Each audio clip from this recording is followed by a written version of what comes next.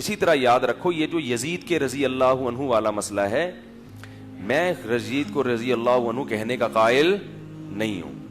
Doctor Zakir Naik صاحب نے جو رضی اللہ عنہ کہا میں اس سے اتفاق نہیں کرتا ہوں. نہیں کہنا چاہیے تھا کہ ایسے متنازع شخص کو جس کے دور میں حضرت حسین کا قتل ہوا ہے. تو لیکن یہ ایک تاریخی واقعہ ہے، اس میں اگر ڈاکٹر ذاکر نائک سے غلطی ہوئی ہے تو ممبر پہ ان کا نام لے کے کیچڑ اچھالنے کے بجائے ان کی خدمات جو دوسری خدمات ہیں ان کو سراہنا چاہیے اور کوشش کرنی چاہیے بھائی کسی طریقے سے ملاقات ہو تو انسان ان تک اپنا پیغام پہنچا دے کہ حضرت آپ کی جو تحقیق ہے یزید کے بارے میں ہم اس سے اختلاف کرتے ہیں، ہم اس سے متفق نہیں ہیں، اور یہ بڑا حساس موضوع ہے، مسلمانوں کے جذبات مجروح ہوتے ہیں. آپ لعنت اللہ نہ بھی کہیں تو کم از کم رضی اللہ عنہ نہ کہیں یا اس ٹاپک کو چھیڑیں ہی نہیں. ڈاکٹر ذاکر نائک ایسے آدمی ہیں کہ ان سے کوئی تمیز سے بات کرے مدلل تو وہ اپنی پچھلی بات سے فوراً رجوع کر لیتے ہیں. وہ یہ میں نہیں کہہ رہا بلکہ میں نے جن علماء کی بھی ڈاکٹر صاحب سے ملاقات ہوئی ہے وہ کہتے ہیں کہ حق پرست آدمی ہے، غلطی کرتے ہیں مگر رجوع کرنے میں پس و پیش بولو بھائی نہیں کرتے. تو جب آپ کو پتا ہے کہ ایک آدمی حق پرست ہے، دین کی تبلیغ کر رہا ہے، دین کی دعوت کا کام کر رہا ہے، اگر اس سے غلطی ہوئی ہے کیونکہ یہ تاریخی واقعہ ہے، انہوں نے جو کتابیں پڑھی ہیں ممکن ہے وہ پوری نہ ہو اس لیے رضی اللہ عنہ کہہ دیا. آپ کہہ سکتے ہیں کہ حضرت حسین کے قاتل کو کیسے رضی اللہ عنہ کہہ سکتے ہیں؟ بھائی وہ قاتل مانتے ہی نہیں. وہ الگ بات ہے کہ تھا یا نہیں، میں تو مانتا ہوں اس درجے میں نہیں کہ ڈائریکٹ قتل کیا، اس درجے میں کہ یزید کے دور حکومت میں قتل ہوا ہے اور یزید نے قاتلوں کو سزا نہیں دی، یہ بہت بڑا جرم ہے. تو لیکن یہ تاریخی واقعہ ہے، اس میں کسی کی تحقیق دوسرے کی تحقیق سے بولو بھائی. اگر ڈاکٹر ذاکر نائک حضرت حسین رضی اللہ تعالی عنہ سے معاذ اللہ نفرت کا اظہار کرے یا یہ کہیں کہ ان کا قتل معاذ اللہ صحیح ہوا ہے، پھر ڈاکٹر ذاکر نائک قابل ملامت ہوگا اور یہ غلطی قابل معافی نہیں ہوگی.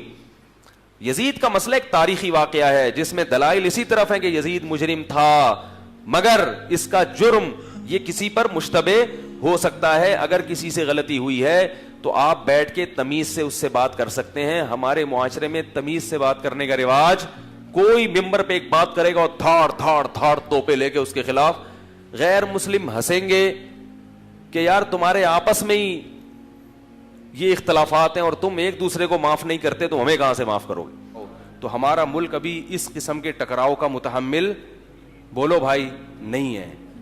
بھائی ملک میں بڑے پھڈے چل رہے ہیں، تو اس لیے جو بھی اس قسم کی چیزوں کو میں جذباتیت کا شکار ہوتے ہیں، سوشل میڈیا پہ ہمارا فرض ہے کہ ہم ان کی حوصلہ افزائی نہیں کریں اور ان کو بتائیں جو بھی اللہ کے رسول کو ماننے والا ہے وہ کبھی بھی گستاخ رسول نہیں ہو سکتا. سب مسلمان اللہ اس کے رسول سے محبت کرتے ہیں. تعبیرات میں کبھی کبھار زبان کیا ہوتی ہے، تو اس لیے کہ اگر علماء رہنمائی نہ کریں، سوشل میڈیا پہ لوگوں کے پھر بڑے زہریلے کمنٹس ہیں، اس سے اور زیادہ نفرتیں پھیل رہی ہیں.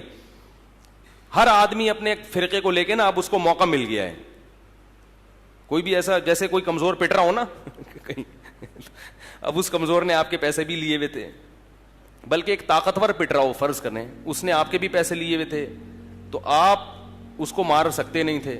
اب کیا ہوا ہے کہ وہ لوگ اس کو کوٹ رہے ہیں تو آپ بھی جا کے اس پہ چوری کا الزام لگا کے تھپڑ مار. مقصد چوری نہیں ہوتی، مقصد ہوتا ہے کہ اس نے جو ہے نا میرے پیسے دینے. تو ہر آدمی جو ہے نا رسول اللہ صلی اللہ علیہ وسلم سے عشق کا دعویٰ کر کے ایک بوچھاڑ کر رہا ہے. اس سے خطرہ یہ ہے کہ مسلکی اختلاف کہیں بہت زیادہ بڑھ نہ جائے جس کے مسلمان ابھی تحمل نہیں کر سکتے. جو بھی حق بات ہے اس کو بیان کرنا چاہیے اور اس طریقے سے اس پہ کمنٹس کریں کہ ایک دوسرے کے جذبات گالیاں والیاں نہ دیں اور جو ہے نا بڑی تمیز سے کہ بھائی غلط، یہ ایسا نہیں ہے جیسا ہم سمجھ رہے ہیں. مسلمان سب اللہ اس کے رسول کے چاہنے والے ہی ہوتے ہیں. تعبیر میں بیچاروں سے کبھی غلطی، جیسے جنید جمشید بیچارے سے ہو گئی تھی.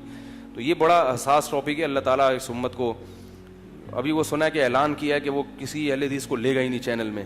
عامر لیاقت صاحب نے کوئی اعلان کیا ہے. اس سے اور پھر قواریت بڑھے گی کہ بھئی جب باقی آ رہے ہیں تو یہ کیوں نہیں آ رہے، شیعہ آ رہے ہیں، بریلوی آ رہے ہیں، دیوبندی آ رہے ہیں تو وہ کیوں نہیں آ رہے. تو اس سے یعنی یہ ایسا، یا تو یہ کسی کی سازش ہے علماء کو آپس میں لڑانے کے لیے، اور اگر سازش نہیں بھی ہے تو بہرحال اس حرکت سے کون خوش ہو رہا ہے؟ شیطان. اور نقصان کس کا ہو رہا ہے؟ میں پہلے ہی اس کا قائل نہیں تھا کہ اس طرح علماء کو بٹھا کے نا مرغوں کی طرح لڑایا جائے آپس میں. یہ فروعی مسائل مدرسوں میں ہونے چاہیے. اور اگر بحث ہو بھی رہی ہے تو ایک دوسرے کے احترام کے ساتھ تمیز کے دائرے میں ہونی چاہیے.